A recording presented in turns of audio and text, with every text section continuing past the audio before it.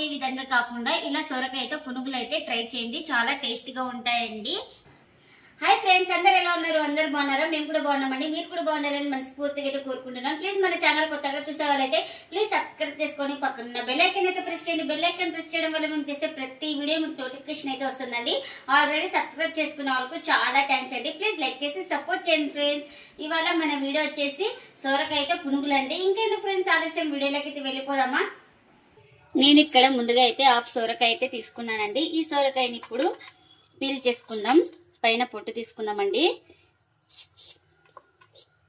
ఇలా మొత్తం పీల్ చేసుకోవాలి.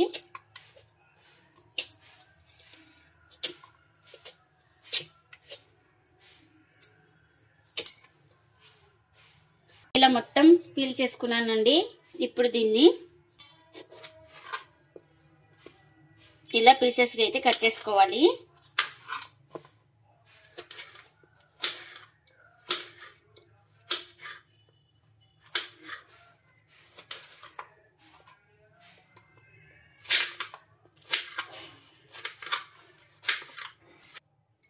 ఇంకా ఇలా మొత్తం కట్ చేసి అయితే పెట్టేసుకున్నానండి. ఇంకా ఇప్పుడు ముందుగా ఒక మిక్సీ జార్ అయితే తీసుకొని అందులోకి ఇలా వేయించుకున్న పల్లీలు అయితే వేసుకోవాలి, ఒక గుప్పెడు. ఇంకా ఇందులోకి 1 ఇంచు అల్లం అయితే వేసుకున్నానండి, చిన్నగా కట్ చేసుకొని. ఇంకా ఇప్పుడు మిర్చి అయితే వేసుకున్నాను, ఒక 3 దాకా తీసుకున్నానండి. వీటన్నిటిని ఇంకా మిక్సీకి గ్రైండ్ చేసుకుందామండి బరకగా. ఇలా పల్లీలు బరకగా గ్రైండ్ చేసుకున్న తర్వాత ఒక గిన్నెలోకి అయితే తీసుకోవాలండి. ఇక్కడ చూపిస్తున్న విధంగా అయితే ఉండాలి, కచ్చపచ్చగా గ్రైండ్ చేసుకోవాలి మనం. ఇదే మిక్సీ జార్లో సొరకాయ ముక్కలు అయితే కట్ చేసుకున్నాం కదా, వీటి అన్నిటిని జార్లోకి అయితే తీసుకోవాలి.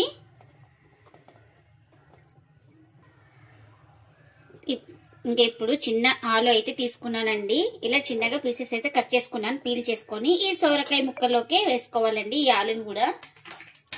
ఇంకా మూత పెట్టేసుకొని గ్రైండ్ చేసుకోవాలి బరకగానే. ఇంకా ఇందులోకి సొరకాయ గ్రైండ్ చేసుకున్నాం కదండి, ఇంకా దాన్ని కూడా వేసేసుకోవాలి. ఇలా కొంచెం బరకగానే ఉండాలండి. ఇప్పుడు ఇందులోకి నేను 1 కప్పు బియ్యం పిండి అయితే వేసుకుంటున్నాను. అలాగే అందులోకి 1 స్పూన్ అంత జీలకర్ర, రుచికి తగినంత సాల్ట్, ఇలా చిన్నగా కట్ చేసుకున్న ఉల్లిపాయ ముక్కలు కూడా వేసుకోవాలి.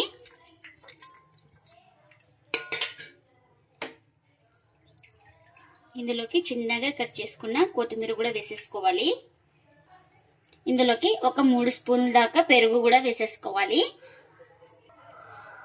ఇవన్నీ వేసేసుకొని పెరుగు, బియ్యం పిండి, ఉల్లిపాయలు, కొత్తిమీర అన్నీ వేసేసుకొని ఇలా బాగా కలిపేసుకోవాలి. మనం వాటర్ అయితే వేయకూడదండి. ఇంకా ఈ సొరకాయ తురుములోనే వాటర్ ఉంటుంది కాబట్టి ఇంకా మనకు దీంట్లోనే కలిపేసుకోవాలి మొత్తం. మనకు పిండి ఎంత పడితే అంత బియ్యం పిండి.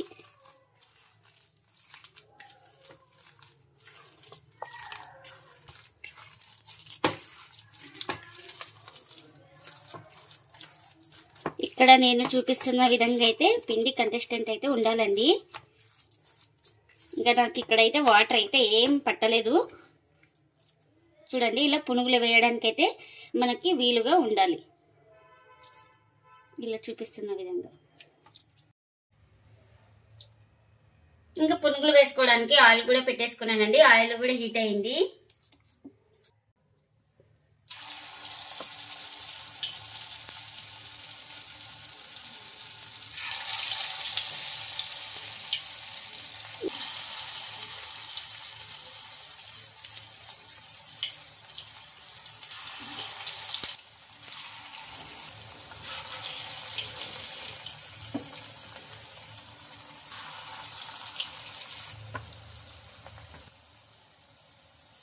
ఇంకా ఒక సైడ్ కాలిన తర్వాత అయితే ఇంకొక వైపు తిప్పేసుకోవాలండి. ఇలా మనం తిప్పుతూ ఇంకా 2 వైపులా మంచి కలర్ వచ్చే వరకు అయితే ఫ్రై చేసుకోవాలి.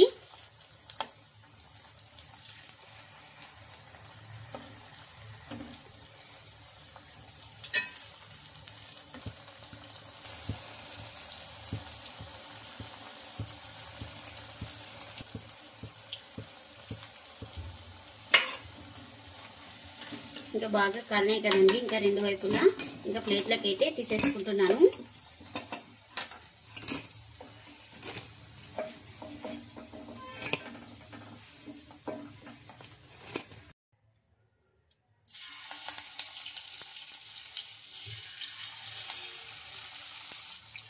ఇంకా ఇలా వేసుకోవాలండి.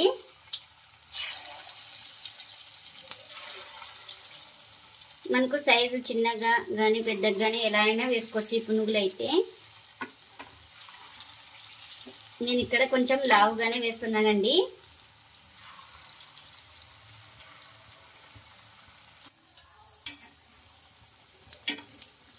ఇంకొక సైడ్ కాలిన తర్వాత అయితే ఇంకొక సైడ్కి అయితే తిప్పేసుకోవాలండి ఈ పునుగుల్ని.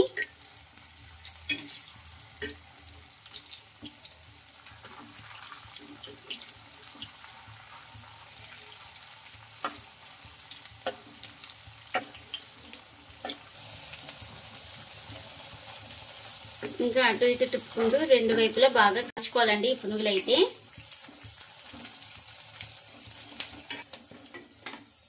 ఇంకా ఇప్పుడు ఇవి బాగా కాలాయండి. ఇంకా ఒక ప్లేట్లోకి అయితే తీసేసుకుంటున్నాను.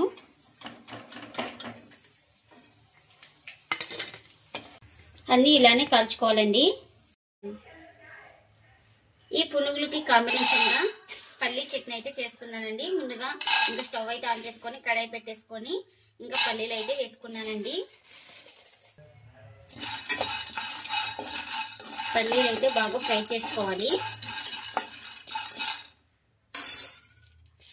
ఇలా పల్లీలు కొంచెం ఫ్రై అయిన తర్వాత ఇందులోకి పుట్నాల పప్పు అయితే వేసుకోవాలి. ఈ పుట్నాల పప్పు కూడా లైట్గా ఫ్రై చేసుకోవాలి ఈ పల్లీల్లో వేసుకొని. ఇంకా ఇప్పుడు ఇవైతే ఫ్రై అయిపోయినాయి కదండి. ఇంకా వీటిని చల్లారిన తర్వాత అయితే గ్రైండ్ చేసుకుందాం. ఇంకా చల్లారిన తర్వాత అయితే ఒక మిక్సీ జార్ అయితే తీసుకొని అందులోకి వేయించుకున్న పప్పులు అలాగే గుడ్డలు కూడా వేసేసుకోవాలి. ఇప్పుడు కారం అయితే వేస్తున్నానండి. ఇక్కడ ఒట్టి కారంతో అయితే చట్నీ అయితే చేసుకుంటున్నాను. ఇంకా రుచికి సరిపడినంత సాల్ట్, కొంచెం వాటర్ వేసేసుకొని దీన్ని గ్రైండ్ చేసుకోవాలి.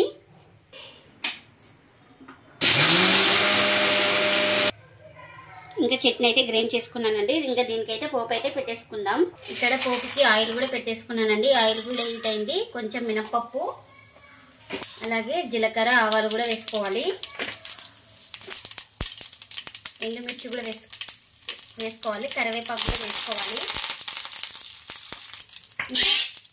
ఇంకా చివరన కొంచెం ఇంగువ అయితే వేసుకోవాలి. ఇంకా ఇప్పుడు ఈ పోపు అంతా బాగా వేగిపోయింది కదండి. ముందుగానే గ్రైండ్ చేసి పెట్టుకున్న ఈ చట్నీ కూడా వేసేసుకోవాలి ఈ పోపులో. ఇంకా మనకు చట్నీ అయితే రెడీ అయిపోయిందండి. ఇంకా పునుగులు అయితే రెడీ అయిపోయినాయండి. ఇంకా ప్లేట్లో కూడా పెట్టేసుకున్నాను. ఎంతో టేస్టీగా ఉండే సోరకాయ పునుగులు అయితే రెడీ అయిపోయినాయండి. ఇవి హెల్త్ కూడా చాలా మంచిదండి సోరకాయ మనకు. ఇప్పుడు ఒకే విధంగా కాకుండా ఇలా సొరకాయతో పునుగులు అయితే ట్రై చేయండి. చాలా టేస్టీగా ఉంటాయండి. ఒక్కొక్క ప్లేస్ లో ఒక్కొక్క రకంగా అయితే పిలుస్తారండి వీటిని. కొన్ని సైడ్ అయితే పునుగులు, కొన్ని సైడ్ అయితే బోండా అలాగా పిలుస్తారండి. లోపల కూడా చాలా బాగా ఫ్రై అయిపోయిందండి మనకు చూడండి. ఇంకా దీన్ని తినేసి టేస్ట్ ఎలా ఉందో చెప్తానండి. ఇంకా చట్నీ కూడా సర్వ్ చేసుకున్నానండి. ఇంకా ఇప్పుడు తినేసి టేస్ట్ ఎలా ఉందో చెప్తా.